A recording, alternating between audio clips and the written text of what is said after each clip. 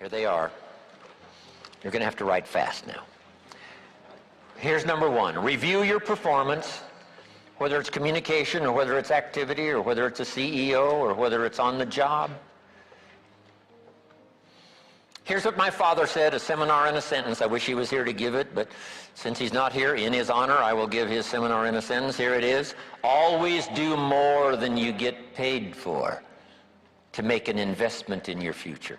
Now, some unions would argue with us on this, but that's my papa's seminar in a sentence. Always do more than you get paid for to make an investment in your future. So review your performance. You know, prayer will help sometimes. If nothing else, you know, dear God, help me say the right thing, not to ruin it all by poor communication. Here's the next on my list. Face your fears. You know, I don't know what challenges you might have in going over the stuff we've been going over in terms of amending your philosophy or going back and, you know, redoing some stuff that you might have messed up. But face all your fears. That's how you conquer them. Don't dismiss them, just face them. Say, here's what I'm afraid of. I wonder what I could do to change that. Here's the next one. Exercise your willpower to change direction. You don't have to keep doing what you've done the last 6 years if it's not yielding you the benefits you want. In the seminar I do for Jerry, my mentor helped me to review the last 6 years so I wouldn't repeat those errors the next 6.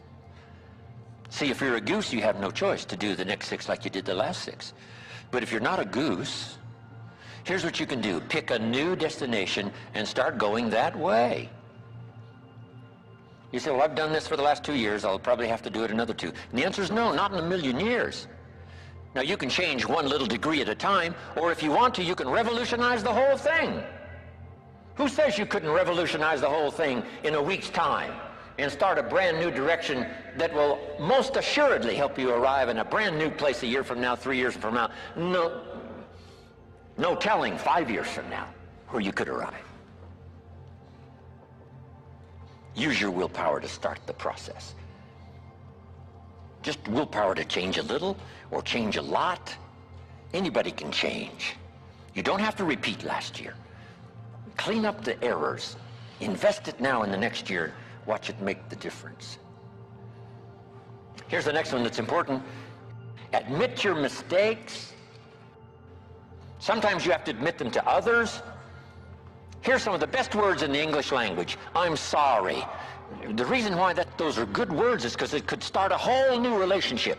It could start 2 people going in a whole new direction. I'm sorry. Simple, easy. Not easy, but if you get this done,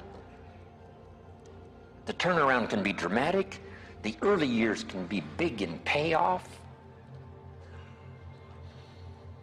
And here's the big one. Admit your mistakes to yourself. You don't have to babble about them to everybody in the neighborhood. But it doesn't hurt to sit down and have a conversation with yourself and say, there's no use kidding myself. Here's where I really am. I've got pennies in my pocket and I got nothing in the bank. That's what I said after the Girl Scout left my door. I had a conversation with myself. And I said, I don't want this to happen anymore. Next, refine your goals. I don't know what ambitions you've had up until now, but this weekend would be a good time to start the process. We're going to talk about our goals workshop before our session is over this weekend. Maybe that will help stimulate you to set some higher goals, reach for some higher purpose, go for something beyond what you thought you could do. By the time this weekend's over, you might double, triple, quadruple the amount of goals, purpose, all the things you think you can accomplish. You could multiply that by 10 by the time we finish here on Sunday.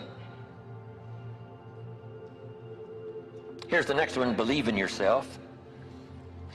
Yes, you got to believe in God, and you got to believe in the community, and you've got to believe in the possibilities. You've got to believe in the economy. You've got to believe that tomorrow can be better than today. But here's the big one. Believe in yourself. There isn't a skill you can't learn. There isn't a discipline you can't try. There isn't a class you couldn't take. There isn't a book you couldn't read. If it's written in some other language, you just get it translated and read it.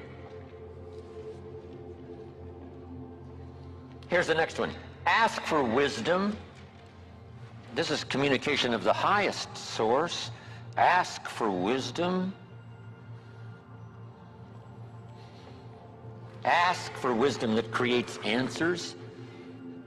Ask for the wisdom that creates faith to believe things are possible. Ask for wisdom to deal with the challenges of today and tomorrow, to deal with the challenges your family brings you. Don't wish it was easier, wish you were better. Here's the next one. Conserve your time. I must learn to do this. How much time have I got left? Not an unlimited supply. How many of these weekends can I do? Not 1,000, just a few, maybe a handful. Sometimes we get faked out. Bill Bailey says, the average person says, I got 20 more years. No, Bill says you got 20 more times. If you go fishing once a year, you've only got 20 more times to go fishing. Not 20 years. That fakes you out. I got 20 years. No, 20 times.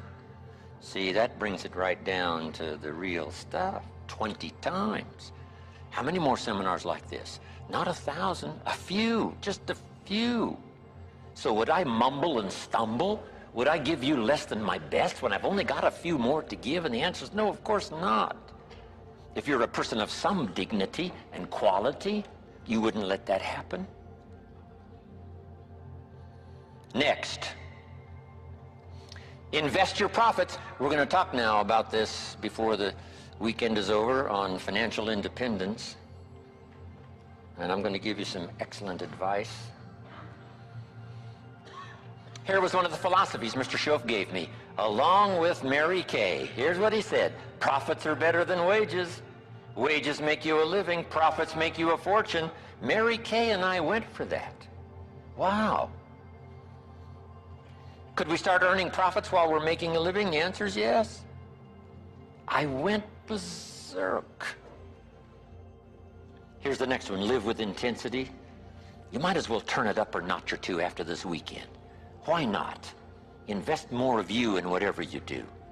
Be a little stronger, be a little wiser. Step up your vitality, contribution. Put everything you've got into everything you do, and then ask for more vitality and more strength and more vigor. More heart, more soul. Next, find your place. This one now is so important. If you just work on a job, find the best place where you can serve well. And sure enough, they'll ask you to occupy a better place. And if you keep doing a job well, the guy says, well, if I had a better job, I'd really pour it on. But I got this lousy job, so I just goof off. See, that's the philosophy of disaster. So you've got a lousy job. Do the very best you can. That's your best way out, is not to do less than you could, but to do the best you can. With that philosophy, your life can take great leaps forward. Here's a Bible phrase that says, if you work on your gifts, they will make room for you. They'll make a place for you. Here's the next one. Demand integrity from yourself. You can't demand integrity from someone else. Integrity is like loyalty. You can't demand it of someone else. You can only demand it of yourself. Be the best example of loyalty, and you'll get some loyal followers. Be the best example of integrity, and you'll have people surround you that have integrity. Lead the way.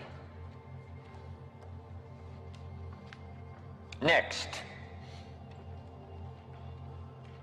welcome the disciplines.